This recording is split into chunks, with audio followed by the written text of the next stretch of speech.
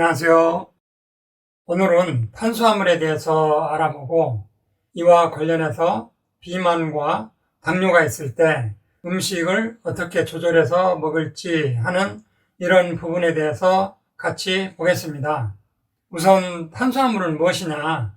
탄소와 물 분자가 결합한 유기화합물로 당질이라고도 하고, 다 아시다시피 탄수화물, 지방, 단백질은 3대 영양소인데요.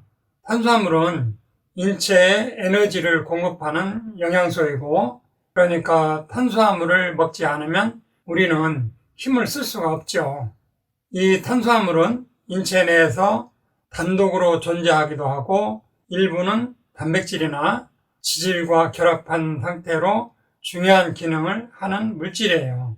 그래서 탄수화물은 우리가 음식으로 섭취하는 영양소 중에서 가장 많은 부분을 차지하고, 흔히 식사를 할 때 먹는 밥 종류, 고구마, 감자, 또 과일, 무, 이런 것들이 대부분이 탄수화물로 이루어져 있어요.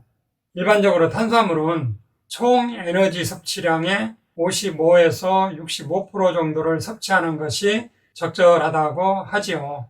이 탄수화물을 잘게 쪼개면 당이 되는데, 당의 결합수에 따라 단당류, 이당류, 올리고당류, 다당류로 분류하는데요. 포도당, 과당, 갈락토스처럼 달랑 당 하나로만 되어 있는 것을 단당류라고 하는데, 전분이 최종적으로 소화되면 포도당이 되고, 과일이나 꿀에 있는 단맛을 내는 것이 과당이고, 우유나 모유에 있는 당은 갈락토스인데, 이렇게 당이 하나로만 되어 있는 것을 단당류라고 해요. 그리고 설탕은 포도당과 과당이 결합한 것이고, 메가당은 포도당과 포도당이 결합한 것이고, 젖당은 포도당과 갈락토스가 결합한 것인데, 이처럼 당이 두 개가 결합한 설탕, 메가당, 젖당을 이당류라고 해요. 그리고 녹말이나 글리코겐이나 식물 세포벽을 구성하는 식이섬유소는 당이 수천 개에서 수만 개가 결합되어 있는데, 이것을 다당류라고 해요.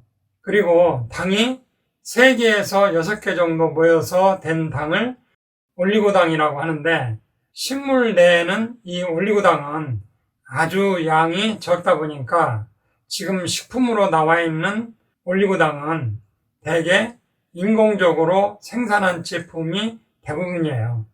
일반적으로 우리가 밥을 먹으면 이 커다란 밥 덩어리가 혈관으로 바로 들어와서 피가 되고 살이 될 수 있나요? 없죠. 큰 밥덩어리 같은 탄수화물은 혈관 안으로 바로 들어올 수가 없어요. 그래서 탄수화물을 먹으면 반드시 이것을 포도당 같은 단당류로 잘게 쪼개주는 소화 과정을 거쳐야만 되죠. 그 소화 과정에서 꼭 필요한 소화 효소는 주로 췌장에서 대량 분비해 주죠. 물론 침에서도 소화 효소가 일부 나오기도 하는데요.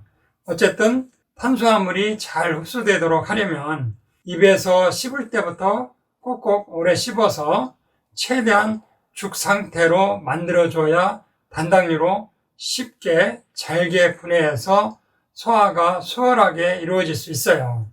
우리가 병원에 입원하거나 할 때 포도당 주사를 놔주잖아요. 그 이유는 입원하고 수술하고 그러다 보면 식사를 해서는 안 되는 상황이고, 그렇게 먹지 못해서 영양은 모자라고, 그럴 때 직접 혈관 안에 포도당 주사를 놓아주면 그 포도당을 전신세포가 이용해서 에너지를 내주고 기운을 차리게 해주기 때문이죠. 이렇게 탄수화물은 생명 유지에 필수적인데, 소화기관이 기능이 떨어져서 제대로 먹지도 못하고 저체중이고 이런 경우도 문제지만, 거꾸로 탄수화물을 너무 과잉 섭취해서 질병을 초래하는 것도 문제인데요. 탄수화물 과잉 섭취와 관련해서 생길 수 있는 대표적인 질병으로는 당뇨병과 비만과 고중성지방 혈증이 있어요. 비만은 한마디로 섭취한 열량이 소비한 열량보다 더 많을 때 당연히 생깁니다. 예를 들면 하루 동안 숨쉬고 움직이고 활동하는데 총 2,500kcal를 쓴다면 먹는 양이 2,500kcal 이상 섭취하면 남는 칼로리가 몸 어딘가에 쌓이면서 비만으로 갈 수밖에 없죠. 과거에는 지방과 탄수화물 중 어느 것이 비만을 일으키는지에 대한 논란이 있었어요. 단기간의 체중 감량에는 탄수화물 섭취를 줄이는 것이 일부 도움이 되는 것으로 여겨지지만 장기간의 체중 감량 효과 면에서는 섭취하는 열량의 종류보다는 섭취 열량을 전체적으로 줄이는 것이 체중 감량에서 가장 중요하죠. 탄수화물의 열량은 1g에 4kcal이지만 지방은 1g에 9kcal로 탄수화물의 열량보다 2배 이상 더 많아요. 따라서 같은 양의 탄수화물과 지방을 각각 섭취한다면 지방을 섭취할 때 장기적으로는 체중이 더 증가할 수 있어요. 탄수화물도 음식의 종류에 따라 부피에 따른 열량 차이가 많아요. 채소와 과일은 수분이 많아서 부피에 비해 열량이 적지만 마른 과일이나 쿠키 같은 경우는 수분이 적어서 부피에 비해 열량이 많습니다.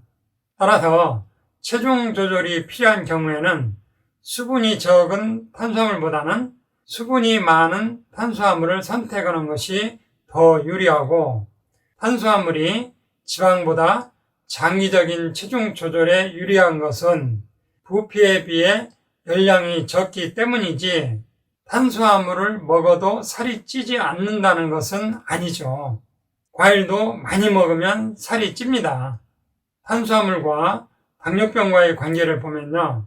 지방 섭취와 마찬가지로 탄수화물도 많이 섭취하면 체중이 증가하죠.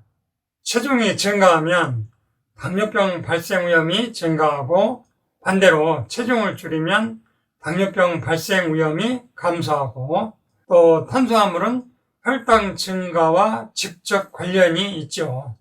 당 지수는 탄수화물을 먹은 후 혈당이 얼마나 빠르게 증가하는지를 표시한 수치를 말하는데요.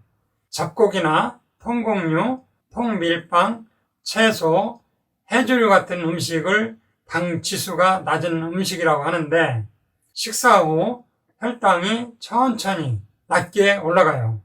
반면에 흰쌀밥, 흰빵, 사탕, 과자 같은 음식을 당 지수가 높은 음식이라고 하는데 식사 후 혈당이 빨리 높게 올라가요.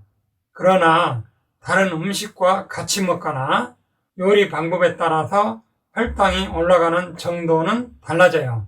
따라서 당 지수에만 의존하기보다는 전체 식사량과 식사의 균형이 중요합니다. 혈당 조절이 필요한 경우에는 탄수화물 섭취량을 줄이는 것이 중요하고 잡곡밥과 같이 당 지수가 낮은 음식이라도 많은 양을 먹으면 혈당은 더 증가하게 됩니다. 적절한 과일 섭취는 문제가 없지만 당도가 높은 과일을 많이 먹는다면 역시 혈당 조절이 잘 되지 않고 체중이 증가할 수 있어요. 탄수화물과 중성지방과의 관계를 보면요.